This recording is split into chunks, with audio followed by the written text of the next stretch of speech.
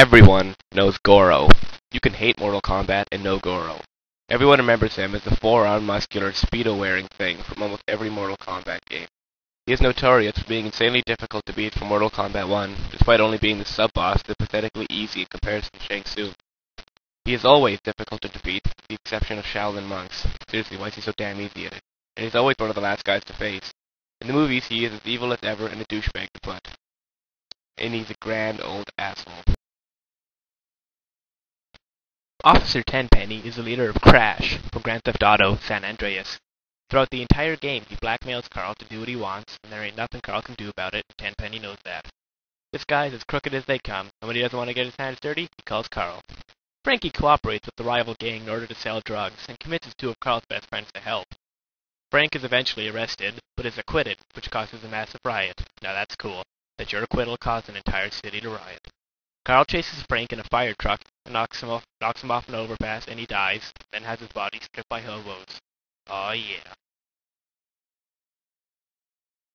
Not many of you will know him, but in Winbag Covert Operations, he is the leader of SCAT, who caused a helicopter crash with his entire team inside during an infiltration mission.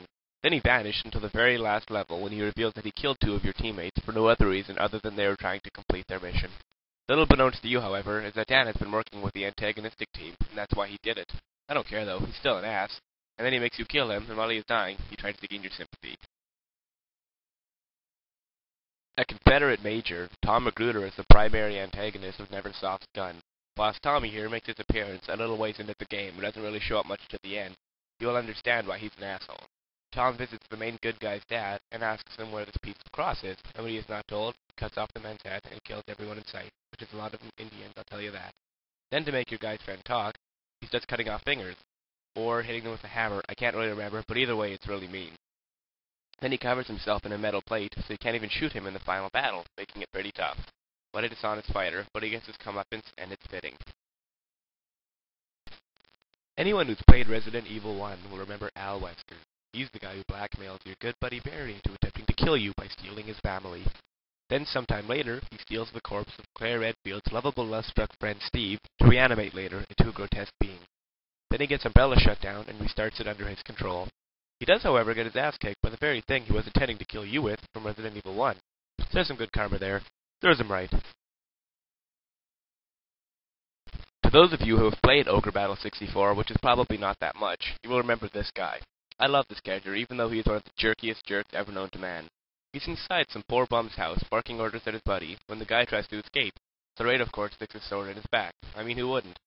Then he takes off, and later you find him forcing these African warriors to fight for him after his division was trying to make peace with them. He asks for reinforcements and understands, so he is killed by you. Serves him right. Most of you won't remember this fella either.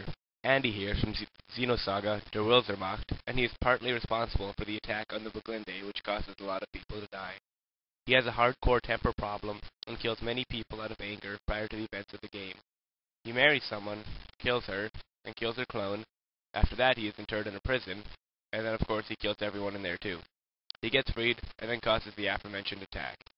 He eventually transforms into the very thing he was attacked by, and you have to fight him in a very tough, annoying boss battle. What a murderous psycho bastard. This seems like kind of a stupid entry, but how many times have you been waiting for the I block, or the T block, or pretty much any other block, and you've gotten the damn L block? Then you think, oh wait, I can stick it there if I rotate it. Ah, shit. Because the protruding square is on the wrong side. At first, Ganondorf strikes you as your typical bad guy, and that's how it is in Legend of Zelda, the first one. And then he shows up as a blue pig, which is pretty gay. But that's when he gets fleshed out in Ocarina of Time. He betrays the King of Hyrule, chases Zelda off, sneaks into the Temple of Time, and steals the Triforce of Power after all your hard work to open it.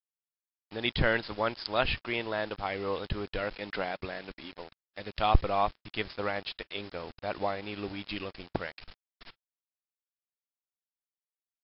That's right, that goddamn hairy waste of skin from Duck Hunt. He's not technically a villain, but he sure is annoying as hell. You're on level 48 and those ducks are tearing across the screen at 8 times light speed, and you're trying as hard as you can to shoot them and you miss. And then that furry sack of shit laughs at you. And as if you were in a bad enough mood, and then you feel even worse after you try to shoot the dog and you can't even do that. Talk about a tease, he is the #1 asshole.